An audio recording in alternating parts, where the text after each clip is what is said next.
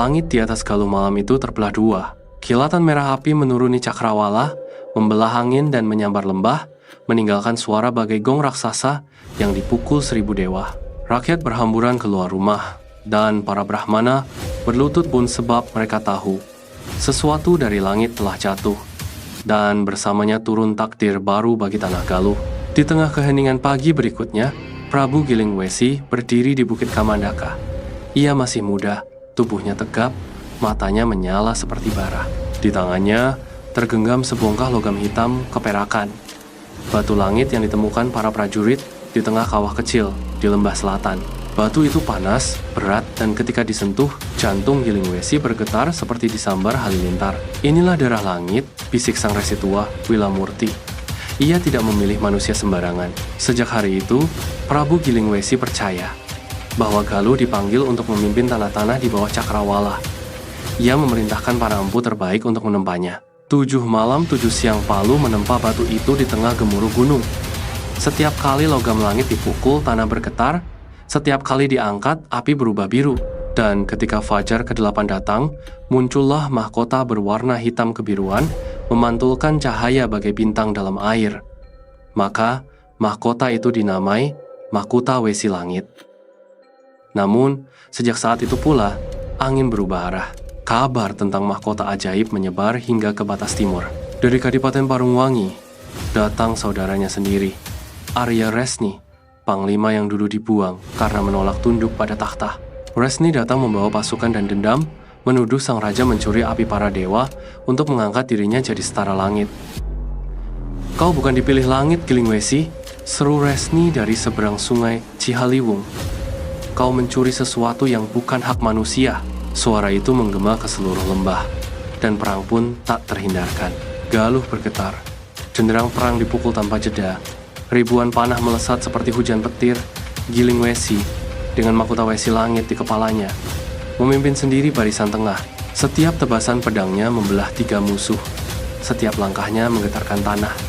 Namun semakin lama ia bertarung, semakin berat beban mahkota itu di kepalanya.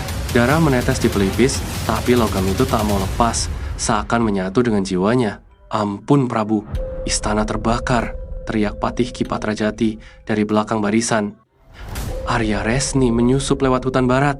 Gilingwesi berbalik, dan di sanalah, di tengah kobaran api istana Galuh, ia melihat bayangan saudara kandungnya berdiri di singgasana, menggenggam mahkota tiruan yang terbuat dari tembaga. Resni menatapnya, senyum getir di wajah penuh abu. "Kau ingin jadi dewa? Maka buktikan bahwa langit memilihmu." Mereka bertarung di balairung yang terbakar. Api menari di dinding batu, menelan kain dan kayu, menerangi wajah dua darah yang sama, tapi hati yang terpisah. Pedang beradu, logam berteriak. Gilingwesi menebas, Resni menangkis, dan keduanya saling memanggil nama masa kecil yang dulu hanya mereka kenal. Namun, api lebih cepat dari doa. Langit malam itu seakan ikut menonton pertarungan dua saudara yang terkutuk. Saat Gilingwesi menusukkan pedangnya ke dada Resni, kilat menyambar atap istana, dan mahkota di kepala sang Prabu meledak memercikan cahaya membutakan. Suara guntur bergulung, seakan bumi sendiri menahan napas. Ketika asap menghilang, mahkota itu pecah, dan Resni sudah tergeletak tak bernyawa di pelataran, dengan tangan masih mencengkeram pedang. Gilingwesi berdiri di tengah hujan abu, wajahnya pucat. Di sekelilingnya, prajurit berlutut, tapi sang Prabu tidak bersuara. Ia memandang ke arah langit yang muram, dan untuk pertama kalinya, ia merasa bukan penguasa langit, melainkan tawanan dari kekuatan yang tak ia pahami. Bertahun-tahun setelah perang itu, kerajaan Galuh tetap berdiri, tapi seolah tanpa nyawa. Tanahnya makmur, tapi rakyat sering mendengar suara logam berdenting dari bawah bumi. Mereka bilang, Prabu Gilingwesi sudah tak pernah keluar dari istana. Siang malam ia menatap pecahan mahkota yang kini tersimpan dalam kotak batu hitam di ruang rahasia. Resi Wilamurti datang memberi nasihat. "Langit memberi bukan untuk dimiliki, tapi untuk dijaga. Kau mengira mahkota itu lambang kuasa, padahal ia ujian dari semesta." Namun Gilingwesi hanya diam. Ia mulai mendengar suara dari dalam pecahan logam. Bisikan yang mengajaknya mendirikan kota baru, lebih tinggi, lebih dekat pada awan. Maka ia mengumpulkan ribuan pekerja, menumbuk batu dan besi di kaki Gunung Lawu, membangun istana kedua yang menjulang bagai tombak langit. Rakyat menyebutnya Menara Wesi, lambang kesombongan manusia terhadap bumi.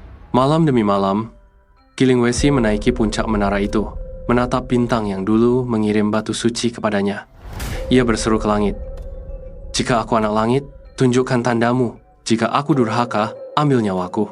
Dan langit pun menjawab. Petir menyambar puncak Menara Wesi, membakar seluruh bangunan hingga cair.